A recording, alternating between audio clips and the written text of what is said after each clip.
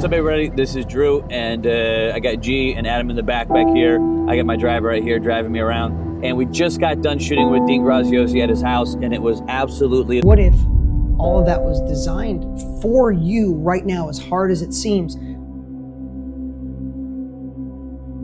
Because it's building some kind of muscle, it's building some kind of resourcefulness.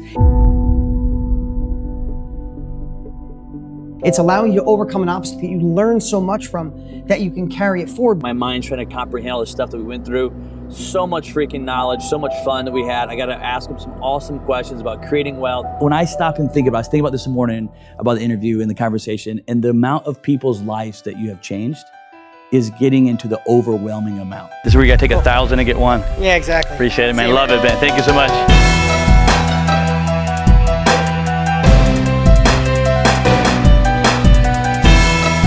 Hey guys, this is Andrew, and I'm here on set with at Dean Graziosi's house. And we're going to talk about moneyis.com. We're going to talk about this TV series called Famously Generous. And on this TV series, we're going to talk about 3 topics that I always think of that wealthy people do when they create money, which is number 1, they create it. Number 2, they keep it. And number 3, they know how to protect it. In your life, when it comes to creating money, how do you know those 3 things right there? We're going to talk about Dean Graziosi, how he looks at those 3 components of creating it, keeping it, and protecting it on Money Movement at moneyis.com. And we're here at Dean Graziosi's house, which is off the charts badass.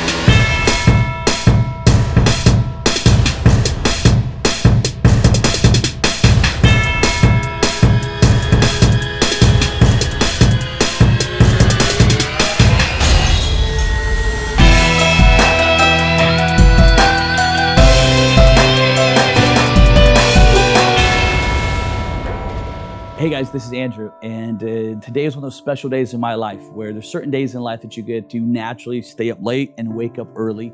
And for me, this is one of those days. I'm actually sitting in the house of one of my favorite mentors and friends, and his name's Dean Graziosi. And this is the in my world, this is the man, the myth, the legend. Just launched an incredible webinar with Tony Robbins. This is the guy that makes me wake up early in the morning just to think about what all he's accomplished in life. On this little conversation, we're going to talk to Dean, and we're going to talk about some of the most powerful things about creating wealth and money that's out there.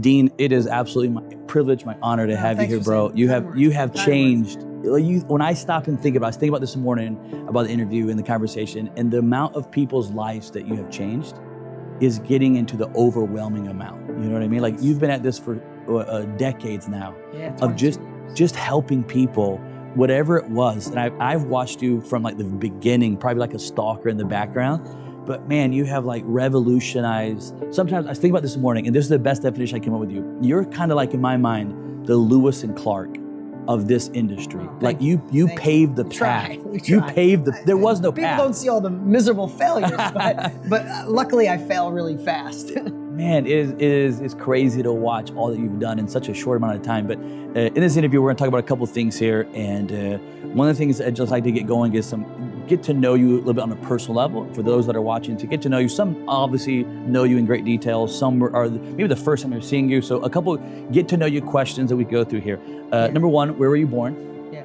Before we start though, yeah, I want to anchor. If you're watching this right now, I don't like doing interviews that don't have a purpose. Sure. So the only reason I wanted to do this with you today, man, I know what you do. You're amazing at your heart to give, your heart to serve. I'm glad that you get to impact some people who found you through me.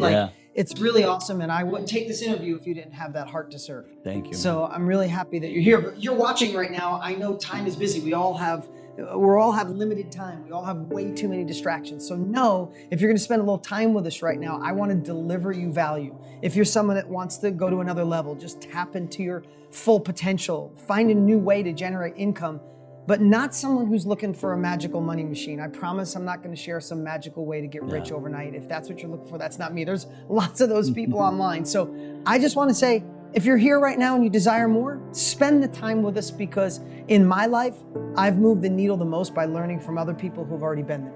Learning from your own trial and error is the most miserable, ridiculous way to achieve, even though that's kind of how we're taught to learn. So hopefully today, we deliver at least one thing. Listen and throw the rest away, but take Sure. one thing and implement it in your life. And that's my goal for you today. So don't miss a moment. Love it, All Dean. right, now let's get to Thank what you, you man. want. Thank you, Dean. All right, really quick here. Get to know you. Where were you born? I was born in Poughkeepsie, New York, but that's what the hospital was actually, Marlboro, New York. Marlboro, New York was Yeah. where you were born. What was your very first job when Dean got started in high school, maybe, or No, way before. way before that? Way before high school. So I always worked with my dad at his collision shop. Right. I mean, when I was 5 years old, I was there You sanding were there. fenders, and he's got a picture of me 7 welding. You know, like I did Bondo. I painted cars by the time I was 10. I rehabbed Wow. my first car when I was 11. Yeah. My dad bought an old beat up car. Said, I wanted a BMX bike. Yes. And he said, we didn't have any money back then. He's like, I can't. And I wanted a hutch. I was dating myself, but it's when BMX was really cool. Right. And this hutch was like a lightweight silver bike, and kids that had money in my town had it. He's like, are you kidding me? Yeah. I don't have money for a Huffy, and you want a hutch? The best of the best. Yeah, right. So anyway, long story short, he lent me the money, and he bought an old Ford Capri wrecked car, and I was probably 11 or 12. I know it sounds young, but I really wasn't. I went there every day after school for like 6 months, and I rebuilt the car and sold Wow. it. Made like $400. You and flipped the bought my car hutch. Yeah, when you were 12? 12 or 13. 12 years old, True flipped story. your car. I flipped it. And then And I used that money, I bought my hutch. I had the nicest bike in town. We lived in the crappiest house. My dad's pickup truck was so beat up, I wouldn't even let him drop me off at school. And Yeah. I had like a $600 bicycle. That's Made great, zero man. sense, but Your very first job. That's awesome, man. Flipped a car at 12 years old. That's that entrepreneur. I always say sometimes people have a true entrepreneurship, yeah, that, and you're just almost Yeah, it's almost born with it, where it's your natural instinct to go do something, Yeah. man. Love it. Different topic here. What's your favorite, if you have one, because I know you're a very, very healthy person, but if you were to eat one, what's your favorite candy bar? oh man, I don't eat candy. I haven't eaten candy bars in years. In 20 years, right? Yeah, but I would say currently I love, if I'm going to eat it's not a candy bar. It's All right, a what's health the energy- bar. health bar? The vanilla one from Bulletproof. But as a kid, I loved Kit Kats. Kit Kats. Yeah. That was your If you that put was them your in the candy freezer, bar. oh, That man, was your that was jam, right? amazing. If I was The, gonna- the frozen Kit Kats. Frozen Kit Kat. That's interesting, man. I'm gonna ask you two here. What I know you've written some incredible books. Your newest book, Millionaire Success Habits, crushing it. You just did a new edition Yeah. of the book as well, which we love. There were some few gifts which I think you gave as Yeah, well. yeah. But on I'm gonna ask you two. Number one is, what's your favorite book you've ever read? And then what is your favorite book that you've ever written? Because you've written some. Millionaire Success Habits, the second answer is my favorite. That's your favorite, Yeah, okay. I love that book Love because I poured my heart into it and people are feeling it. And the impact got wider. People used to look at me as just the real estate guy. Right. I'm really always been the success guy who got successful from real estate. But Right. if you don't go upstream and have the right habits, you know that. Yep.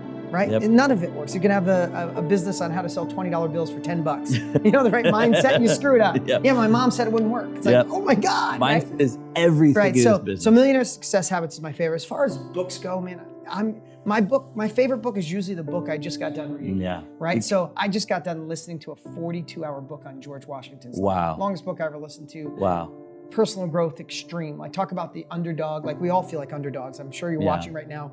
You know, maybe your family doesn't support you, don't have money, you live in the wrong area, something. We all have an underdog. Right. We feel is a disadvantage, which I'm kind of teasing about my next book. But people who transcend realize that being an underdog is actually your advantage when you can use the power of people telling you you can't, the power of having money so you become resourceful, the power of not caring if you fail because you got nothing to lose. Right. All those things actually give the underdog a leg up and an advantage, just most people don't realize it. So reading that book on George Washington, he was the quintessential underdog.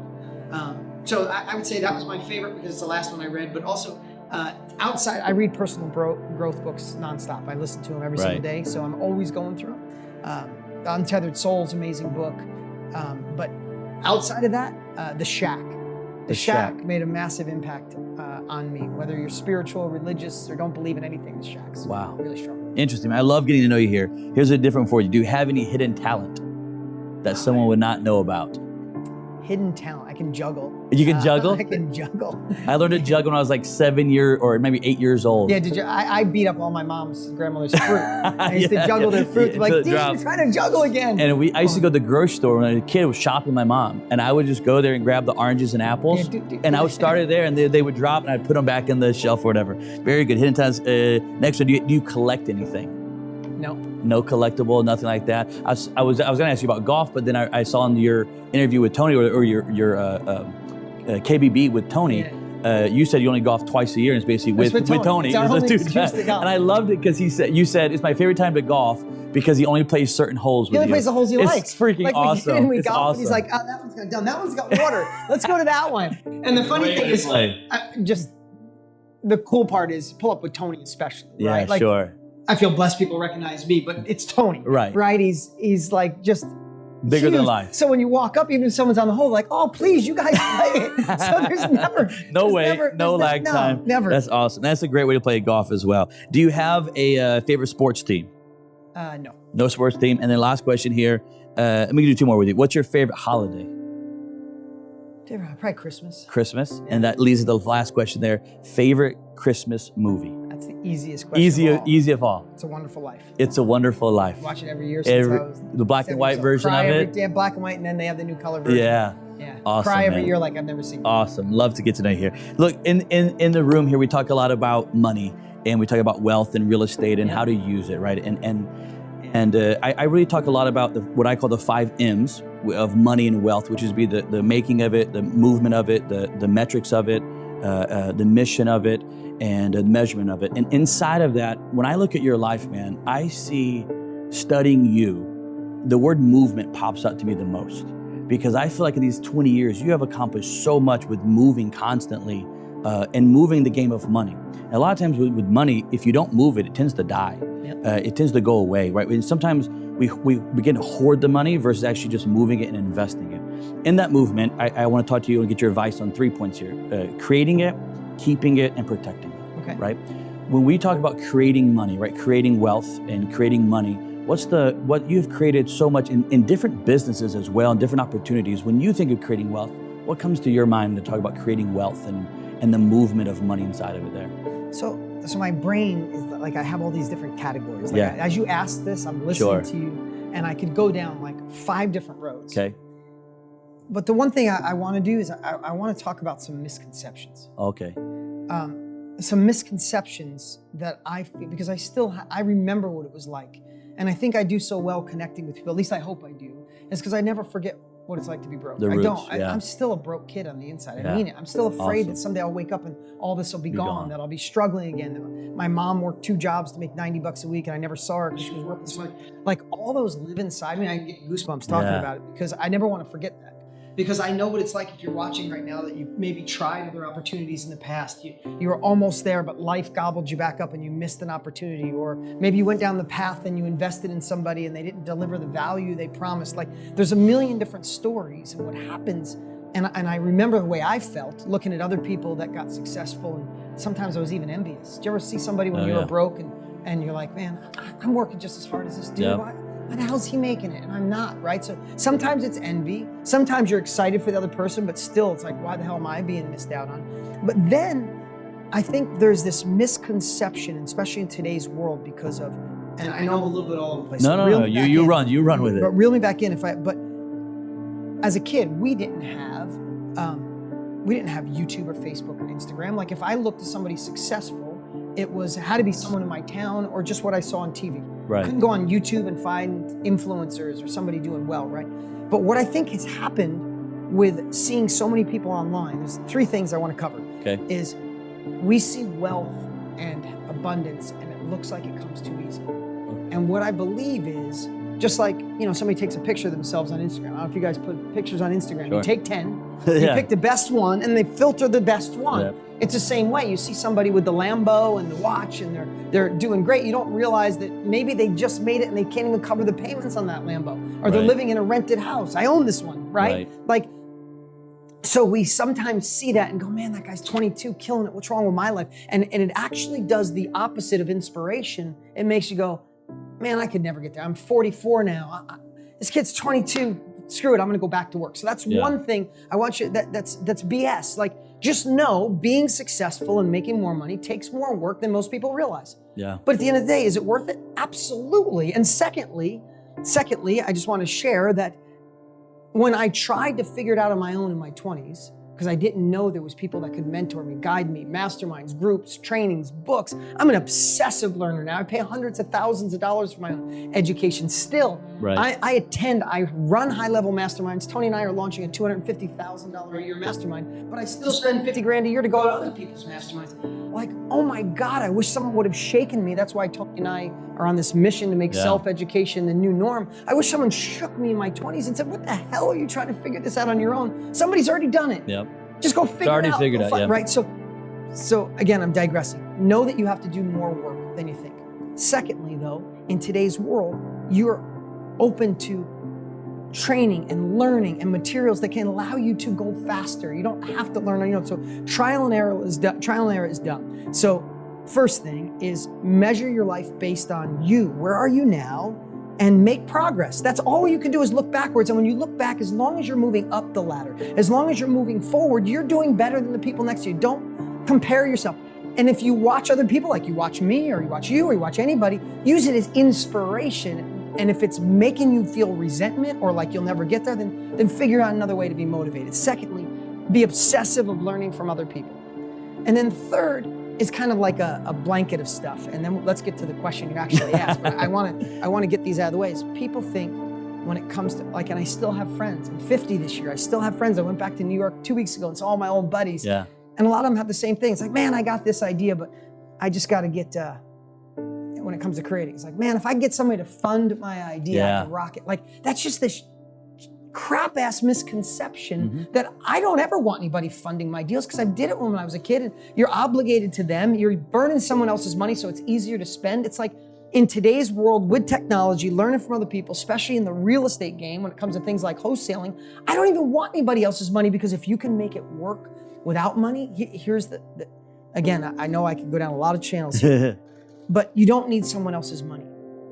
In most cases, if you gave the wrong person $1 million, and you gave someone else just resourcefulness, the resourcefulness will outdo the person with the $1 million. If you can't make it without it, you can't make it with it. Yeah. So what I realized when it comes to money and manufacturing it and creating it, when I look back at my 30 plus years of being an entrepreneur, it wasn't, and I want you to hear this, because I know I was all over the place, it wasn't because I had resources. My parents had nothing. Nothing. I support both my parents. I retired both of them. I buy them their cars. I pay their health insurance. I have their life insurance. I send them a check every week. Nobody in my family had money. I didn't go to college. I'm not saying, oh, look at me, I'm great. I'm just saying I didn't have resources. But no one taught me that that's not what you need. What you need is resourcefulness. Right? So when it comes to manufacturing or generating new money, it's not about having someone lend you money or finding the invention or inventing the new Facebook. It's about being resourceful and gaining capability from someone who's already done it and not letting other people be successful rob your hunger to get it. I hope that tied together well, but I love it, man. But without that, I don't care. Listen, real estate transformed my life in my 20s. If it wasn't for real estate, I have the deepest gratitude towards real estate because I don't know if I would have stayed fixing cars or went to work for someone else. I got in real estate and I was able to transform my life. I was able to become a millionaire in my 20s, which no one would have ever friggin' believed. My guidance counselor would have fallen over dead, right? I owe the biggest debt of gratitude to real estate. Yeah. I want to talk more about it, but if I'm doing everybody watching a disservice if I say it's just real estate, right? Because if you have the greatest training in the world, you give them the greatest training in the world, but they're not resourceful, it's not going to work. You give them the greatest training in the world and they don't actually go through the training or follow what you say, meaning self-education, learn from the people. It's never going to work. If you're watching other people that are rich and you keep going, I want to be a millionaire in 15 minutes, you're going to get discouraged and you're going to quit. So I don't care if you give the most magical training, which you do, but if you don't have those three things and a bunch of other stuff, then it just never works. So let's get back to your question. Well, can we, if you're okay with it, stay on that topic just for a second? Yeah. Because you brought up a point that I think is so real and so authentic inside the classrooms and teaching today is that there is this misconception of what it takes to create wealth. And I call it the metric side, right, of the money there, meaning that, first of all, it's okay when you see someone way up here, and I'll use you to me as an example. I look at you as way up here, but I don't use that as what you're talking about. You don't use that as a ploy to make me jealous it's there to provide inspiration and to grow. see where you can go. But with social media that came out, there's so many, I don't want to use the negative term of fake people or whatever the word, I'm not trying to, but there's this fake idea or concept that so many people show up to thinking that, I could just push these buttons right here and I'll magically now become here. Yeah. And it doesn't work that way. Yeah, and the other thing too is like what I want to share with everybody, I'm not poo-pooing on success. I would take 0 route. I've failed miserably. I've lost my money twice. I've had sleepless nights. I had a bleeding ulcer before. I've messed up relationships because of business. Like, I've failed miserably. But I wouldn't take one bit of it back. Wow. Not one bit of it. Like, my whole life now, what success means to me is I get to be a dad. Like, I heard you a while ago, Yeah, I'm getting married in 2 weeks to the love of my life. My kids are thriving. Like, all of that I did gives me the freedom that on summer vacation, the reason you're in my home and not at my studio is because my kids are with me today. I'm not going to my studio. I want them upstairs. I want them with me, right? Like, that's the freedom. And what I would, and let's get to the money thing, but the gift I wish I could give all of you is figure out what real success, not just the car, because we all think the car, the money, and I'm not saying don't get all that. I live in an amazing house. I have a nice car. But when you really understand what success means, then that fight to gain the capabilities, to let people make it more than you, inspire you, not make you envious, to be courageous, to go after it no matter what, to find the resources and be resourceful at, like, even when I hire people, we'll give them a problem. Yeah. And we see how many times they'll try to fix it before they go, it's not working. Some people will go, I tried that, it's not working, it's broken. So other people go, I tried this and this, and it's not working. Other people come back and say, I tried this, then I tried this, then I went and Googled it, I found that and I fixed it.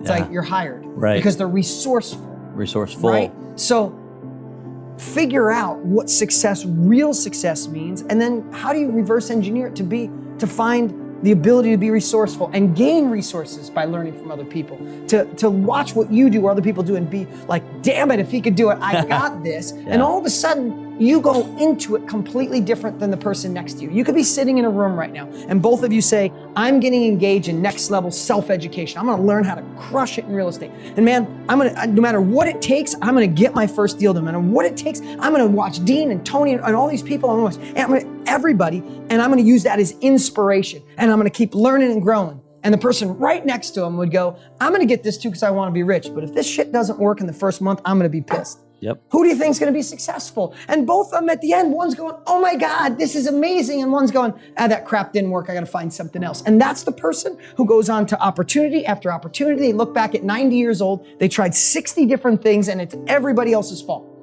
Right? So why do you think I write books? I mean, real estate's my life and real estate changed my life. But why do you think I wrote a book called Millionaire Success Habits? Because without the right habits, without the right foundation, we can give them the business to sell $20 bills for $10. And in 2 years, they're looking for the next business that sells $20 bills for $10, right? Love it. All right, let's get back to your stuff. Well, you brought up a point. You brought up OPM. And you made a crazy statement a while ago that I'd like you to expand upon if you can. Because I see it so much that people say, that what you talked about your friend that said, if I had this funding, if someone were to fund me. And it seems like that's always like almost the first hurdle that people come up with, especially in real estate is, I know how to do everything about real estate. I just need the funding to do it or whatever. And there's OPM, and it sounds like you're super passionate right now about OPE, meaning learning from other people's experiences, which is what you're talking about, being resourcefulness and understanding how to learn and educate yourself. Out of those two, which one in your career looking back has been the most, I think I know the answer to this, but the most beneficial, most powerful for you? OPM, because you have some multi-million-dollar businesses, or OPE? It's not even a comparison. But I want to tell you something. It doesn't mean that you might even be questioning me. You're watching me right now saying, because you got money now, Dean. Right. Of course it's other people's experience. Duh. Because I remember being in my 20s thinking, man, if someone just lend me money, I can go so much faster. Right. But here's what I realized. It doesn't. I'm reading a book right now called Rework, killer book. Just started about 45 minutes in. It said the curse of today's world is everybody is trying to do a startup and raise money. And you raise money, you know what happens as soon as you raise money? You answer to other people. Your passion that you want to go for has to be altered in their direction. You owe the money back. And when you spend other people's money, you spend it faster. Why do you think casinos don't have you spend cash, they give you chips. It's like, oh, it's just another chip. Right. If you had to pull a $100 bill out every time. Every time I ever hand. It'd be a completely different story, right? So just give an experience for being a broke human being and an entrepreneur for 30 years. Obsess on other people's experience. Now, if you can get money along the way, great. As long as it's structured right. As long as you know the terms right. As long as you know the deal and say, I can borrow this hard money and pay all this money back and still net 20 grand. Great. But obsess on the experience, because let me just ask you right now, if you said you want to be successful, I gave you $1 million right now to do your thing. Do you really think you have the experience to manage $1 million and make it successful? In most places, no. Right. I've watched successful businesses raise millions and they fail over and over because they're obsessed on OPM rather than obsessing on the experience. Yeah.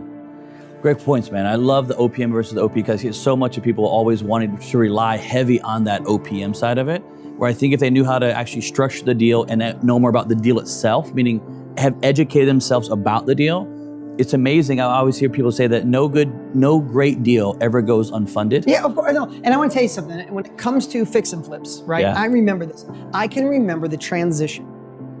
If you're bringing me back to my real estate days. Okay, I knew you were going to get here.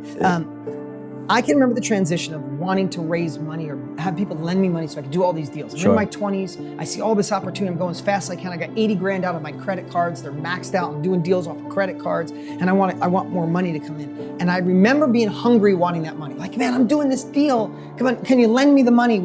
And I remember every time I asked that way, people are like, I had to think about this. Let me stop by and see what you're doing. And I felt like I was chasing them. I'm like, people don't want to lend me money. And then one day I'm like, I'm sick of this. I'm not asking people for a dime. I will figure this out. And then I got obsessed with no money down deals. And I knocked on a million doors. And I got people to sell me properties. I found people in my little town. Mary LaPresti was one of them. I found people that own their houses for cash.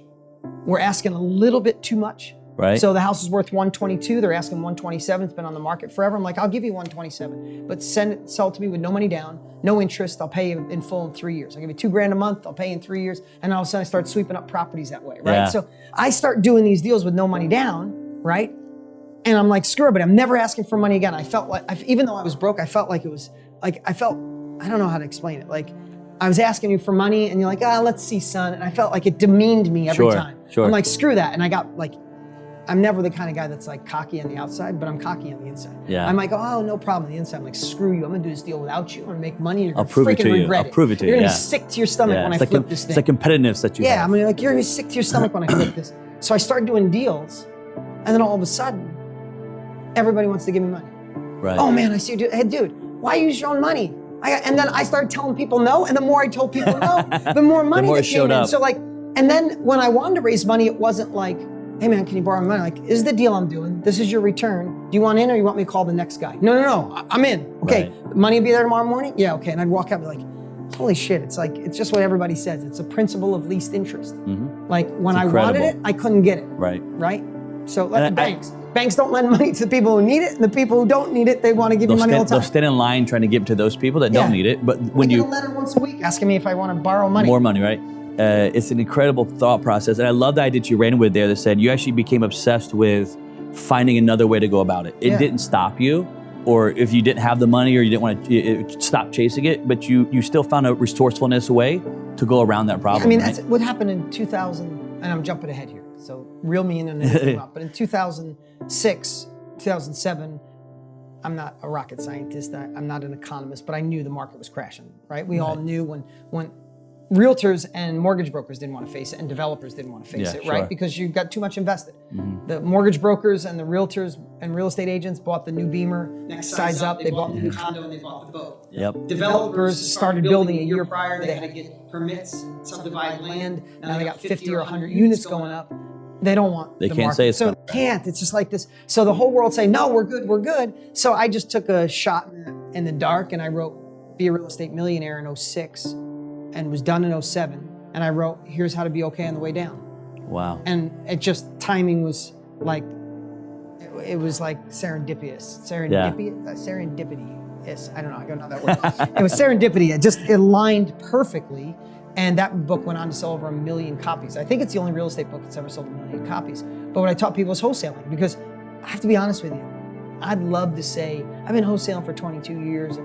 I did wholesale deals back in the day. I didn't even know it was like called a wholesale deal. I found a deal, I couldn't afford it.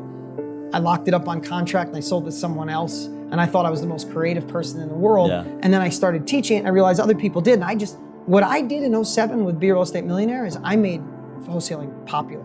Like if you see all these people, you run into my buddies like Sean Terry and all these guys, like, oh, it's because of that book. It already existed. I didn't invent it. I made it a little better, I think, but I presented it to the world.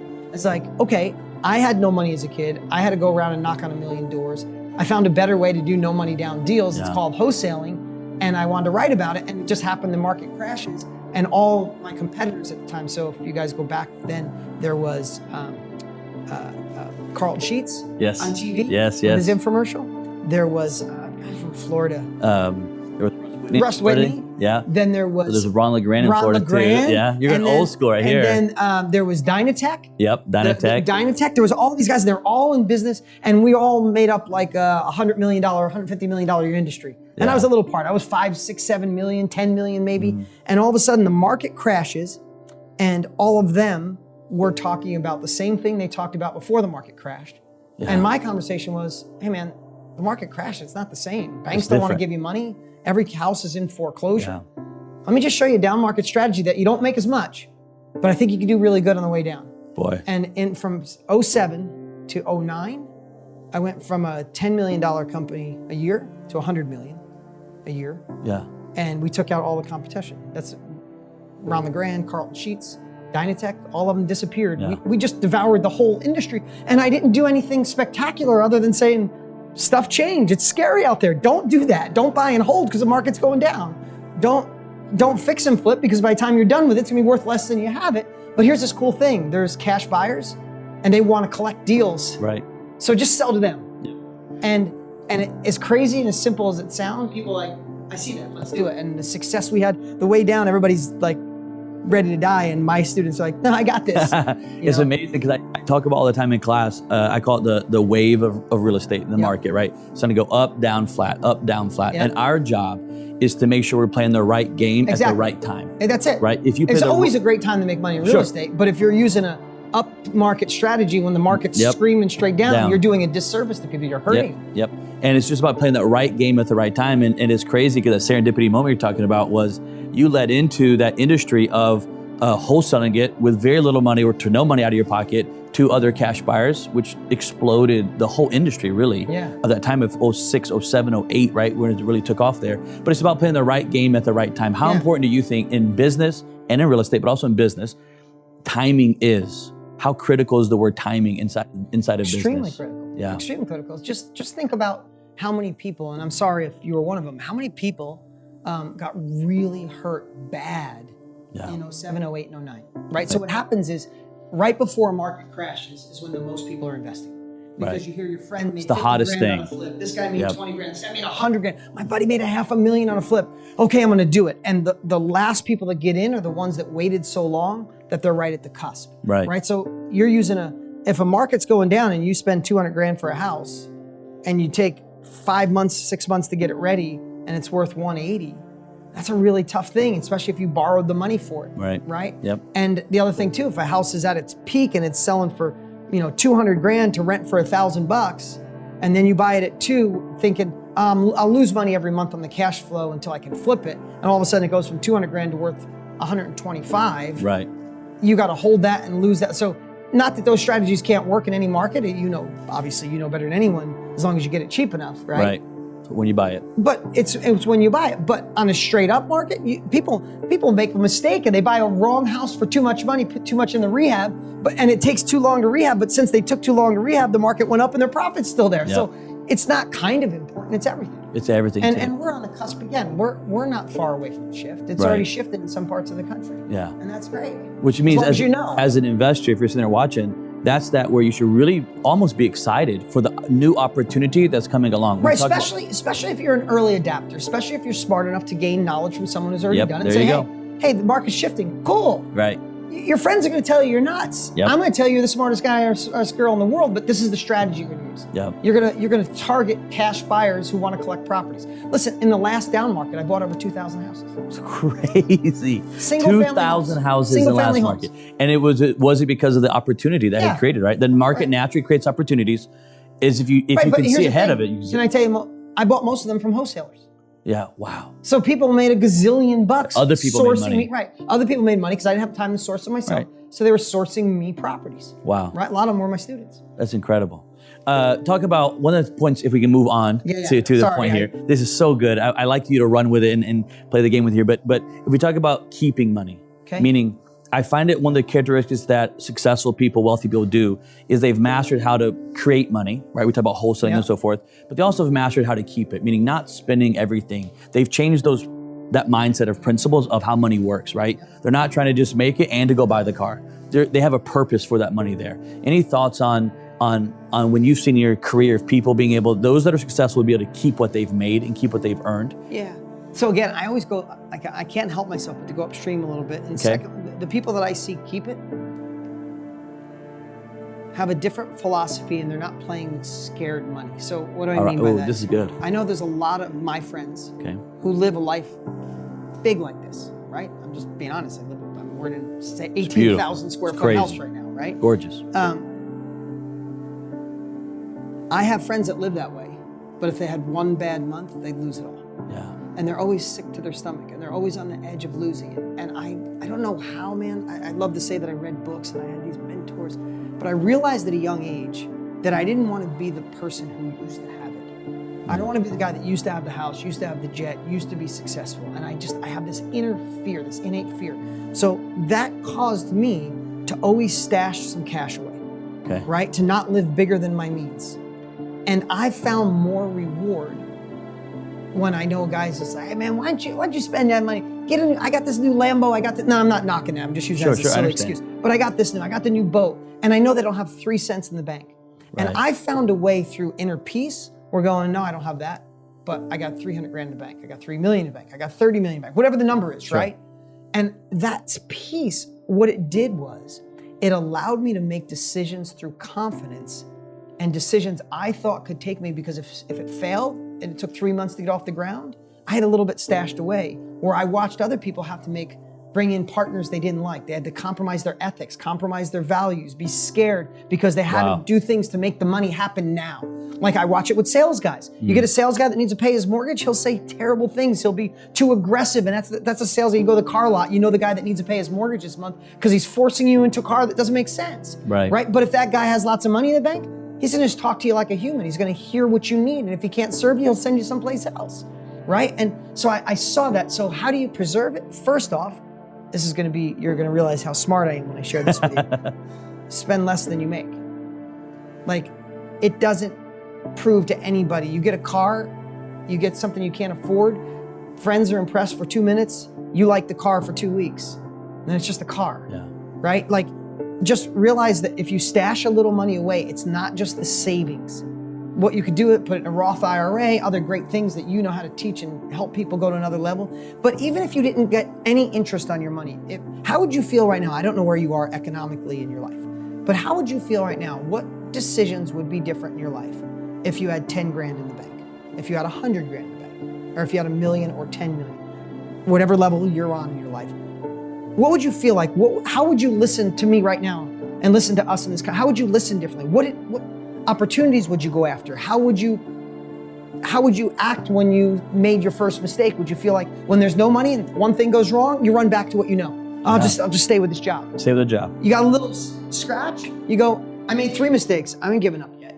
Now, it takes a little bit to get there. That's why you learn strategies to put a little money in the bank. But my suggestion is you start making money in real estate or anything, pretend for the first 6 months that you're not making it and stash it away. And it builds this characteristic of how do I save it? I want to be sustainable. I want my kids, like I'm trying to teach my kids, and I'm reading books on how, in today's world, and this is going to tie back to it, in today's world, we leave our kids money. We give them the gift. How many trust fund kids do you know that are thriving? And every trust fund kid I know is a train wreck. Yep. They're just waiting for the dates where they get a chunk of cash, right? in the old days, they used to leave kids opportunities. That's why in Europe, there'd be farmers that would be 13th generation because they taught their kids, this is your opportunity to carry the baton even further. The Kennedys actually did really well with that, right? Is carry the baton. The Hiltons didn't do so well with it, right? Like Paris Hilton compared to John F. Kennedy Jr. before he passed away.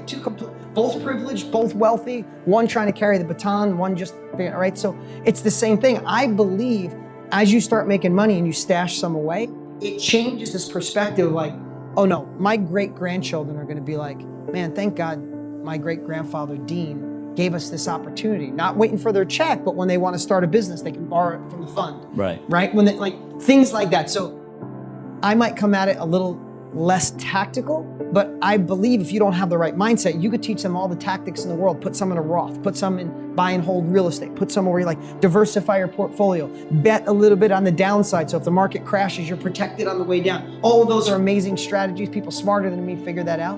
But if you don't have the right mindset for it, you're gonna be like, oh, I made 100 grand. Damn, I'm getting the car, I'm getting the thing. And then you still have that knot in your stomach of feeling like your confidence is just down. I don't know any better way to explain it. When there's money in the bank, your confidence is up, you make better decisions. I think this ties back into your previous point of timing of the market, because those that are smart with the money right now, that do some deals right now, instead of spending that money on ABC, whatever ABC is, right? Just to have it. How would you like to have a couple $100 grand when the market crashes again? Exactly. That's that smart investor that's looking ahead, understand the opportunity that's coming, not just the opportunity we're in right now, but that future opportunity. And I go back to your point when you said over 2,000 houses in the down market. That would not have happened if you'd have had a different mindset from the beginning of it, because you've been buying it and spending it. Of them now. And I'm blowing out the last 200 because I'm going to stash the cash, and when the market turns, I'll do the same thing. Do it again. It's crazy understanding that market right there and the opportunity there. I love it, man. That's so important to understand. I think that just because you do a deal, make some money, it does not mean go spend it. It means pay attention, get resourcefulness again, like you're talking about, and then wait for that new opportunity and be ahead of the opportunity versus people are always playing catch up to the opportunity, right? So happens so much. And the last point here that I want to talk to you about is the protection side of it. And not so much the details of asset protection, but just understanding how to make sure that when you move how important the word structure is inside of real estate in your deals. Yeah, so I would say this, and this is stuff I learned through developing companies. If someone told me, I'm not saying 20 years ago, 30 years ago, I'm talking 10 years ago, if someone said, what is your SOP for that procedure? I'd be like, my SOP? What's a SOP? Right? Soap? You leave out an L? It's like, what's a standing operating procedure? I didn't even know what that was, right? What's a KPI? Key performance indicator? Like, no, it's just working. But as you evolve and you grow bigger companies, without those terms, you don't have a company, you have a job that's volatile, right? So what I'd say is in all of it, when you hear the term standing operating procedure, all that really means, it's a fancy term for saying, when I do this in this sequence, so let's just say I make great peanut butter and jelly sandwiches, right? And you say to someone, oh man, you just grab the bread and put peanut butter and jelly on it, man, it's so good, right? But if you got hit by a car and no one ever made a peanut butter and jelly, say grab the bread, like a standing operating procedure is simply open the bread, lay 2 pieces of the bread on a plate. Don't use the butt ends. Don't use the butt ends, right? Take the peanut butter. If it's really hard, warm it in the microwave for 30 seconds so it's soft. Spread the peanut butter on one side, spread the jelly on the other side. Put the 2 together, cut it down the middle, put some chips on the side. Anybody in the world would love it. As simple as that sounds, that's how businesses scale. Because what happens a lot of times when you start making money, let's say you start making money, you're doing deals. And then, because I've helped people for this for 20 years, once you start doing deals, you're a deal maker, but then you want to evolve to being in the deal business. So you go from being a solo entrepreneur, making maybe great money, and you want to replicate it and go bigger. There's a new set of skills. Now you have to learn to run a business. And once you learn to run that business, it's the same on protecting your money, on saving your money, on doing deals. If you find a way through strategies that you teach or you learn on your own and you go, oh my God, when I put out bandit signs and then I do Facebook ads at the same time or put a post on my Facebook ad, and then I do a ringless voicemail push to everybody on this list. When I do that magical combo, if I spend $100, I get at least 1 deal. Oh my God, it's working every time. So then you take that and make it a standing operating procedure. Put out 22 bandit signs on corners like Walmart and Target. send this ad on Facebook and do this ringless voicemail. That magical combo gets you a deal that nets you 10 grand. Okay, that's a standing operating procedure. Where that screws up is if it lives here, or you teach somebody, you teach 3/4 of that. Right. And then it doesn't work. Like, no, it doesn't work. You find out they put out 10 bandit signs on backyards, right? And they forgot to do the ringless voicemail. Backyard, or backyards in their, on back roads, right? Yeah. The same thing comes with protection. As you start making it and you start acquiring skills and knowledge from people that are smarter, you're teaching other people's teaching. Oh, that's how I build an LLC that if this goes wrong, I'm protected. Oh, that's how I put some money away. And all of a sudden you find a process, you learn it once from someone qualified to teach you. OPE, it goes back to it again. Right, and other people's experience, and then you create a standing operating procedure. Every time my bank account has an additional 10 grand in it I don't need, I'm gonna swipe it off the top. I did this for years. I did it at 10, I did it at 50, I did it at 100 grand. Like, I'd say to my team, I can remember for years, I'd say $1 million in my bank account, in my business bank account. Every dollar over this bank account, over $1 million, every single week gets pulled out and put into this account, and there's a process. Some of it went into protection, some of it went for long-term assets, buying real estate, some of it went into my IRA. Like, there was just this process. I figured it out once, I created a standing operating procedure, and it's like, we hit a home run, bank account's at 1.3, I'm like, scrape off the 300 grand. Take the 3 and there's a process. And there's a process, and there's a system. But here's the part that overwhelms everybody, and I was taught this by one of my mentors, Dan Sullivan, is when we get overwhelmed, and I'm gonna share this with you, this is life-changing for me. When we get overwhelmed on how to make money, how to save money, how to protect money, the reason we're overwhelmed, listen to this, it's gonna change your life, is because we're thinking, how the hell do we do this? We're thinking how. Okay. How do I make the first dollar? How do I save the first dollar? How do I protect the first dollar? Damn it.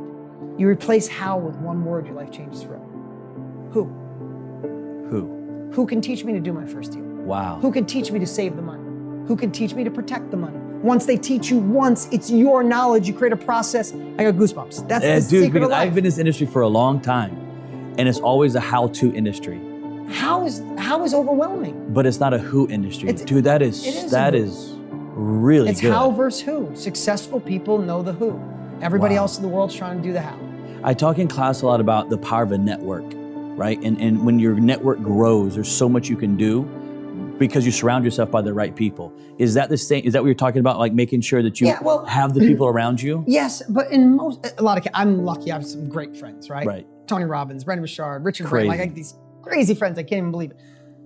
But sometimes your network sucks. Your network is actually like the network you might have right now is the one friend telling you you're crazy, is the wrong time for real estate. Why you can't do it. They're telling, and it doesn't mean they're bad people. They think they're protecting you, or they don't want you to get ahead subconsciously because then they'll feel worse about themselves, right? So sometimes your network is your anchor, right? Sure. So just analyze it. I'm not saying throw people out, but know some people you need to put Teflon on and not listen to their crap.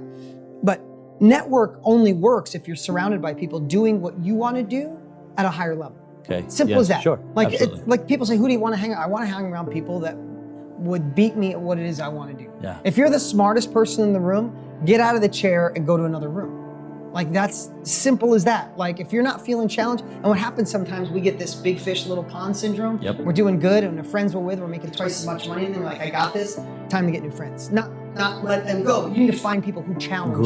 Grow the network.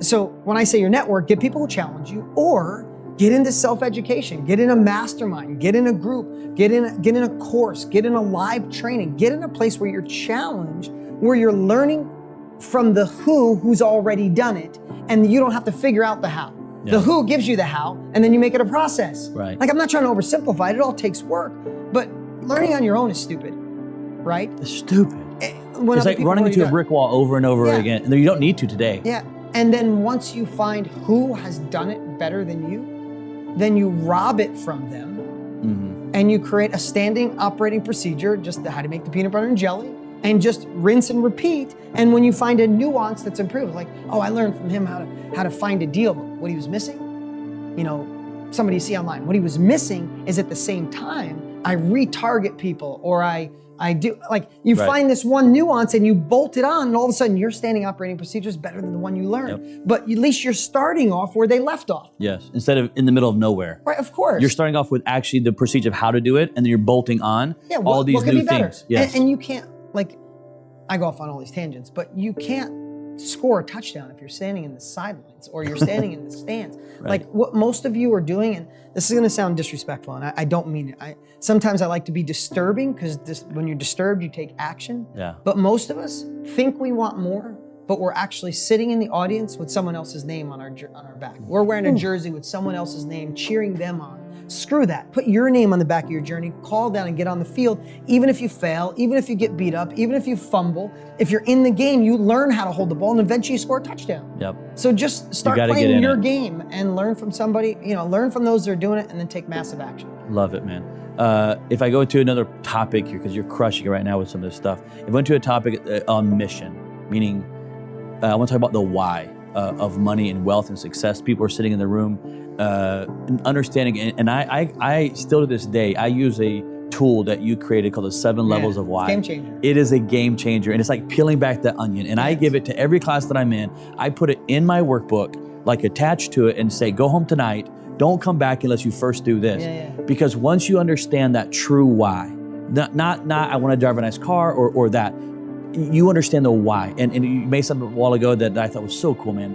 When I was 33 years old, I retired my mom and dad. And for me, that was like, it was my why. And no matter how much I failed, no matter how many times I tried and messed up, it was irrelevant to me because it wasn't about me. It wasn't about what I failed or messed up. Your why is never about you when you dig deep. Yeah, you did. And it's like, because I truly understood that principle that you taught, dude, it revolutionized my life, and it's affected so many people around me because of that thing. I want you to talk about that why and understanding the mission behind it and how powerful that is. Yeah, I mean, it's really simple. Everybody watching this, whether you're watching at home or you're sitting in a room right now, whatever it is, you're in this seat, you're watching this video for something bigger than you think at this very moment. So I've done this in front of tens of thousands of people. If I say, who in this room is here because you want financial freedom? The whole room will raise their hand. Sure. 100%. 100 out of 100, 10,000 out of 10,000, 15, will raise their hand. But what does that really mean? And when you boil it down, why do you want financial freedom? And somebody go, well, I don't want to work so many hours. Or why do you not want to work so many hours? The whole 7 levels deep is basically, and I won't do the whole thing right now, but the whole thing is asking the same question, starting with why are you in this room? Why do you want to make more money? You give an answer, I want financial freedom. Asking why to that answer 7 times. Yep. And there's a part when you ask it 7 times, when you get around the 5th, 6th question, it goes from your head to your heart. Mm-hmm. I don't know if you felt it. Like your physiology changes, your goosebumps pop out, tears come out of your eyes because you go, I want financial freedom. I don't want to work for this super boss. I want to wake up when I want to wake up. I want to spend more time with my family. Oh my God, I don't want to be like my dad. Yes. And all of a sudden you watch, I got goosebumps right now. I watch people stop and go, oh my God, I don't want to be like my dad. My dad struggled his whole life and I was sad for him. I never got to spend time with him. My parents fought a lot over money. They fought over money, right? And then all of a sudden, because I've done this with so many people, I see goosebumps on my face. Yeah. Like that why, all of a sudden, if I was asking you this, it's like, I watch people say, and you're only on the 6th time and someone says, I don't want to be like my dad. I said, why don't you want to be like your dad? I'm like, no, I already answered. Like, no, there's 2 more. 7 levels. There's 7. 7 gets into your heart. And I watch people say, oh my God, my parents fought. And I resented my parents my whole life. I don't want my kids to resent me. Yeah. Why don't you want your kids to resent me? Because I want to die someday knowing I did the best I could for them. So you're not in the room because you want financial freedom. Nope. You're in this room because you don't want to do what your parents do and you want your kids to have all the opportunities you want. Okay, live into that because shit's going to go sideways. Yep. People are going to question you. The first deal is going to fall through. And if you go, oh, financial freedom, you go, screw that, I'll go back to the job. But when the first deal falls through and someone screws you over and everything goes wrong and the education doesn't seem to be working, you can either say, oh, no more financial freedom, or you go, no, I'm not letting my kids down. Yep. When I die someday, I'm gonna give them every tool possible and I'm not gonna do what my parents did. All right, I'm getting through this shit. Give me an obstacle, give me 20 more obstacles. Mine is that I never wanna go backwards. When I was a kid, I wore hand-me-downs. My mom struggled to make $90 a week, working 3 jobs. And I never wanna be broke again. Yeah. That's my why. My second why is that I want my kids to have choices. Not spoiled brats, not entitled little, the world doesn't need any more entitled kids, but I want them to have choices. I want to hand the baton off to them. Sure. But my main reason is I want to be in control of my life. Full control. That's it. When I was a kid, I moved 20 times by the time I was 19. My parents were married 9 times. 9 times. Parents all over the place, different stepbrothers. There was no, safety. There was no control. I love my parents, but I was at their mercy. Their decisions was what I did. I loved my house in Highland, New York, on a cul-de-sac with my stepdad, Lenny. But one day I came home from school, that was done. Yeah. Right? So what I realized for me, this doesn't mean you, I want control. I want to dress the way I want, talk the way I want, train the way I want, teach the way I want. I want to be the parent I want. I'm staying home all summer to be a stay-at-home dad. I work from home, but I want to stay at home. I want to go on vacation when I want to go on vacation. I'm not a control freak, but I don't like rules. Just being honest, I can't stand going any place that's got too many rules. If I go to a live event and it's all these rules, I'll leave. Like nothing, I'm just gonna do it the way I wanna freaking do it, and no one's gonna tell me, you know how I did that? By cutting checks. Because this is what I wanna do when I wanna do it, and as much as that might sound a little like control freak-ish, it's not. I just wanna do things the way I wanna do it because I didn't have that control as a kid. Yeah. So for me, I will fight, I will run through a brick wall to never go backwards, to give my kids choices and to be in control of what I do. Nothing. Like I just think it's amazing that and I should say it's amazing. It should be common knowledge that sitting here, you had no idea I was going to ask you that question, and you immediately knew your 3 reasons, like very clear. Yeah, because when I have clear, dude, people think once you get successful, there's no more worries. Worries just get bigger. Yeah, I'm juggling hundreds of people's lives that make a living from what I do right now, that work with me or work on my brands. Hundreds and hundreds of people. I make bigger decisions that are multi-million-dollar decisions. And some of them go sideways. And when there's days where I'm like, why don't I just cash out? I got enough to live 3 more lifetimes, right?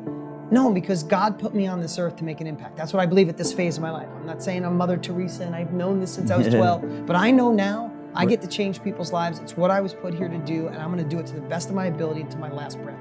I will be on stage, I'll be on camera, I'll be doing this. I will never retire, mark my word, it's on camera. There will never be a retirement party. I will never be a golf course, at the golf course playing my, 3rd round of 18. That's just not me, right? That's what I was put on this earth to do. So there's zero compromise, but stuff goes sideways. And when it does, and when I have these silly thoughts of like, should I cash out? Should I just end this? I go, no. Because for me, I don't want to go backwards. I want my kids to have choices. I want to be in control, right? And now if I add another layer to that, the truth is my why is evolved in the last probably 3 years more than ever, is I want to make an impact. I want to make a massive impact, like a wave. Like my buddy Tony Robbins, he's touched so many lives. He's been in this twice as long as me. I'm in 22 years, he's in 41 years, right? Like, I want that impact to continue because I wish more people gave it to me when I was younger, so I want to be there for other people. So I love it, man. It's so powerful. And my thought was, it was amazing to me because you immediately knew what they are. And a lot of times when you sit down with people that are getting started, they have no idea, they've never even gone through that process yet. Yeah. And I think once they get that process down, those 7 levels that you talk about. Yeah, then you're going to get the education. You're not going to be it's envious. A natural process. Be resourceful. Yes. Why do you think I teach this stuff? Because it gives you that like, oh, hell yes. I mean, I know when you speak to people that are my students, you're always like, oh my God, they're on fire. They know what they want. They're alive. It's not because I'm magical, not because I'm bribing them. I'm just giving them tools to wake them up on the inside and know you deserve more. Know there is another level. It's not for someone else. It's for you. And it's not easy. Yeah. But man, when you learn and someone gives you a roadmap, you can go there quicker as long as you can stay on the course. Last 2 questions here, and this is to them personally. What do you see, if you could look back, you're 22 years into this now, looking back to when you were 20, a lot of your students that we talk to are literally 22, 23, 24 years old, man. And they're hungry and they're out there. I remember a kid just last week I was talking to, his name was Jackson. He was 21 years old, still in college, and he sat in the front row every day, didn't have a strong family life, and came to me crying on day 2, right? But had no money. What would you tell your 20-year-old self with all that you know now? It's an easy answer, and I'll share it. It's not mine, but it's a sentence from Tony Robbins, and I wish someone would have given this to me in my 20s, is we have all the craziness that happens to a lot of us, right? All the situations that are deep, and we all got our past, right? I have my own. But what I realized is in his sentence of life happens for us, not to us. And if you think about that, Jackson, so Jackson, maybe you're dying for another level of life. You wish you could get next level education. Maybe you can't afford it right now. But what if, and every circumstance all of you are going through, what if God, or if you believe in God, I do, but maybe you believe in the universe, what if That was all part of your design to see if you were worthy for another level. What if you had to figure out? Tony Robbins went to his first event with Jim Rohn. He said he got $40 up to go to the event. Jim Rohn had a $1,200 package. Tony was making like $20 a week, living in a car. And he said to Jim Rohn, he went up to crying to Jim Rohn. He said, dude, I don't have the money for this, Jim. If you give it to me, you give me this education, I'll make all the money. I'll be your best student. I'll give you all the money back. And Jim Rohn went, I'm not your bank, son. If you want this fast, if you want this enough, you'll find the money. And Tony said, I went out and did everything in my power. I went back there 45 days later and handed him that money. Changed Tony's life forever. Yeah. I mean, forever. Forever. So what I'd say is some of you are facing, while you're watching right now, some really tough times. Maybe way tougher than I've ever experienced. But what if you didn't look at it like, oh my God, I can't believe I'm facing this? What if you looked at like, all of that was designed for you right now, as hard as it seems, because it's building some kind of muscle. It's building some kind of resourcefulness. It's allowing you to overcome an obstacle that you learn so much from that you can carry it forward, but you have to decide to carry it forward. Like, there was a million reasons. I don't want to use myself as an example. I don't know why I didn't quit. But I had this tenacity that I didn't want to give up. But I have to tell you, every time I hit an obstacle, like, maybe it's not for me. But I was lucky enough to go, well, I'm still going to go forward. And I know so many people, there's certain levels, like I couldn't get the education, maybe it's not for me. My wife doesn't support me, maybe it's not for me. My husband's not on board with this, maybe I'll just bail. No, that's your success tax and you need to pay it because life was designed for you. That is part of your journey. Some of you had a harder journey than the rest of us. I think I had a pretty tough journey, but man, I get to talk to some people and I feel like, thank God for my childhood because of what they went through. But they're still some of the most successful people I know. That is your journey. It's designed for you. You have to overcome those obstacles. And here's the thing. On the other side of one of those obstacles, on the other side of your biggest fear, on the other side of your biggest regret, like you might go, fear, worry, I got over it. Oh my God, hurdle, challenge, I don't have the money. I found the money, I borrowed it, maybe I got over it. And you might have to jump over 3 or 30. But one of these days, you're gonna jump on the other side, and that's the next level of life. That's just how it goes. And most people give up and don't realize they're only one more hurdle away from that next level. I love the word you use, and I'm gonna, if you don't mind, steal it from you in your classes, success tax. Yeah. I've never heard that before. And you gotta pay it. You gotta pay it. There's just no way around it. There's no way. You gotta go, we all have our different stories, we all have different journeys, and you've gotta pay that success tax. You gotta pay yours. Yeah, yours, not someone else's. You gotta pay yours. That's a wonderful word. If you don't mind, I'm gonna steal it from you. Steal it away. And I'm gonna use that because so many people want to go around it somehow. They come and say, well, can you give it to me? Well, like you said with Tony, but there's that, you gotta pay yours. It's your dues. Don't try to go around it. Take it on and pay it. Yeah. I love it, man. Dean, this has been an incredible conversation. I absolutely love it, man. You have once again not only inspired them, but you've inspired me, man, to do more. I love being around you. I love talking to you. I did a little bit of research, and if you don't mind, I got you a little bitty gift. Okay. That I heard that you love something that's kind of new. I'm gonna see how good my gift-giving skills are here. Okay. I did some research, and we're gonna see how good I am at this. Okay. I love you, and it's been, for me, just in the background watching all of this, that's really, I wanted to give you something, and show you this out right here. All I could do is fit it in the box. Okay. Oh, that's awesome. So I heard that you were a big Hamilton. I am. Fan. I just took the kids to Hamilton. To Sean. Yeah. This is the very last gold certificate of that dollar bill right there. Thank you so much. 1928. Seriously, and last few years I've just geeked out on the founding fathers and what they went through and what underdogs they were and the challenges. Like, it gave me a level of gratitude for living in this country. It gave me a level of gratitude that people fought for me who didn't know me. And it showed me what resourcefulness is all about. You look at Alexander Hamilton, or you look at George Washington. George Washington's in New York City with 7,000 troops from 16 to 60 with no bullets, half of them with no shoes. And the king sends over the British Army and the British Navy, 32,000 troops. 10,000 of them are hired guns, Hessians from Germany.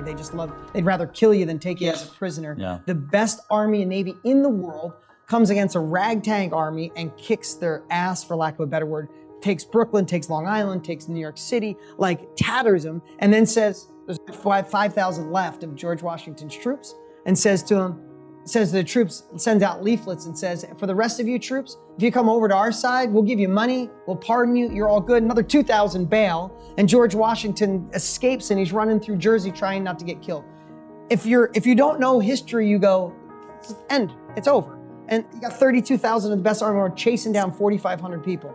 but his resourcefulness, taking an underdog disadvantage, making it an advantage, his will, his passion, his mission to create I mean, if he lost, they would behead him. It wasn't like you lost and I lost a few money. You lost, you're dead, right? Yep. And it just inspires me in a whole nother way. So, and Alexander Hamilton's story is amazing. So thank you. I love it, man. This is a great gift. You've inspired so many people, man. So this is a little small token of my appreciation for you, man. Thank you so much. Appreciate it, man. Can I get a photo with you with this? Yeah. Yeah. Adam, you good? Photo with this right here.